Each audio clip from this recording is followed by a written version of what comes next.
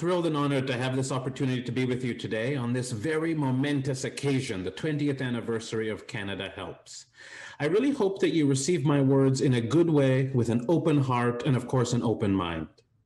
I'd also like to acknowledge that I'm joining you here from the traditional territory of the Wendat, the Haudenosaunee, the Anishinaabe, and the Mississaugas of the Credit. I'm grateful for the opportunity to live, work, and play on these lands that I proudly call home. We've all heard land acknowledgements before. It's an important and long-standing protocol to acknowledge whose land we're on. I've recently been questioning, though, a feeling that I'm left with at the portion of an event right after the land is acknowledged. It's because many land acknowledgements that I've heard end with speaking to the role of us as settlers in advancing reconciliation. And again, I feel that that's incredibly important to do. But one day not too long ago, something hit me during that moment after the acknowledgement. I'm not a settler. My ancestors didn't come here in pursuit of economic opportunity. My ancestors were stolen from their homes, families, and communities and brought to Turtle Island against their will. While our history, Black history, begins long before the transatlantic slave trade, it has profoundly affected everything since. What I want you to consider for a moment is what it would mean to be ripped from your home, your family, your community, and your land. Stripped of everything important to you, placed in chains, loaded onto boats, not knowing where you're going, unable to move, seeing people that look like you dying at the hands of those that don't. All of this as you're being brought to another side of the planet, somewhere that you've never been or seen, and then to be sold into a life of chains, no freedom, and ongoing abuse. So today and every day, I acknowledge folks on this land who are neither Indigenous to Turtle Island or settlers. I've come to view struggles for Indigenous sovereignty and Black liberation as deeply and inextricably linked. I work at FoodShare Toronto, and at the forefront of our work is recognizing what I just described to you is the very foundation of our modern industrial food system, the food system that we all engage in, that we all depend on, and that we all work to uphold. But like many of our systems and institutions, it's a system built on white supremacy, colonialism, and their best friend, capitalism. My stolen ancestors were forced to farm on stolen Indigenous land. This is the basis for our much celebrated local food. But what about the food that Indigenous people grew before Europeans arrived? What about the food that my ancestors enjoyed and celebrated in our Indigenous communities? In many ways, we have been separated from that food, our ability to grow it ourselves, and certainly our ability to celebrate it, the way many of you may celebrate our local food here. We need to think about that every time we participate in uncritical conversations about local food, about land use, and the continued violence inflicted by the modern industrial food system. We need to shift our conversations from land use to land rights. We need to shift a lot of things, actually, and that's the work that I'm committed to.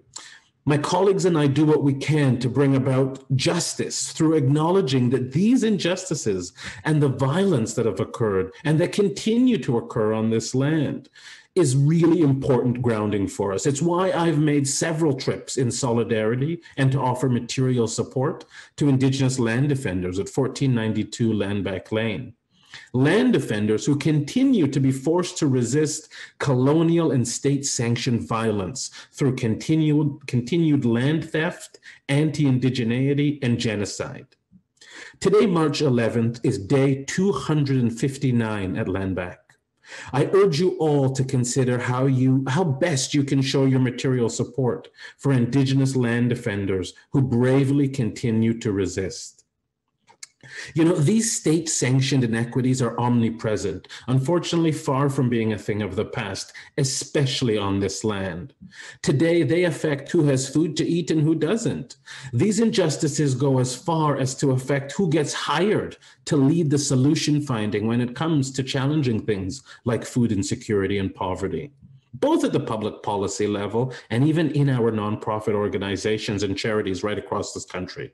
We continue to look to, recognize, and pay predominantly white men to lead us in addressing these inequities. In too many of these crucial solution-intended spaces, we remain excluded, tokenized, and under-resourced. It's predominantly white folks that have been able to build careers, write books, advance in academia, and even become CEOs of some of the largest charities. All the while, Black Canadians and Indigenous people are disproportionately more food insecure and materially poor than white Canadians.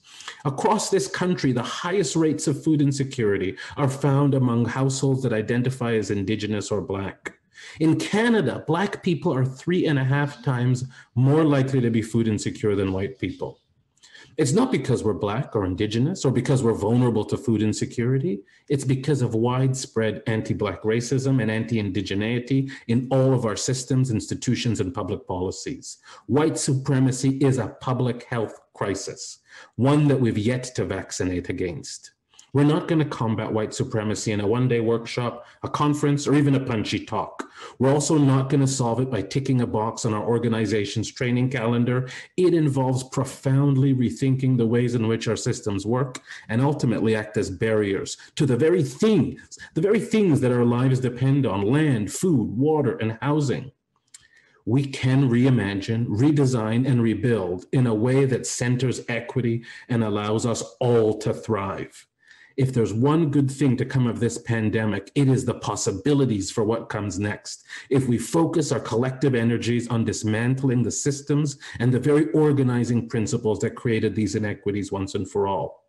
I envision a post-pandemic reality where nutritious food is accessible to everyone, no matter where they live, the color of their skin, or what they earn. This means that we need to reallocate actual land resources and power to local communities and Indigenous nations through honoring treaties and international covenants like our right to food, our right to housing, the Universal Declaration on the Rights of Indigenous Peoples, and expanding things like community land trusts, building significant amounts of housing, not just for the rich, but real rent geared to income housing. So much more is possible, so much better is possible. There's work to be done, and I hope that those that have been allowed to ignore these gross inequities are truly ready to do some heavy lifting. It's your turn.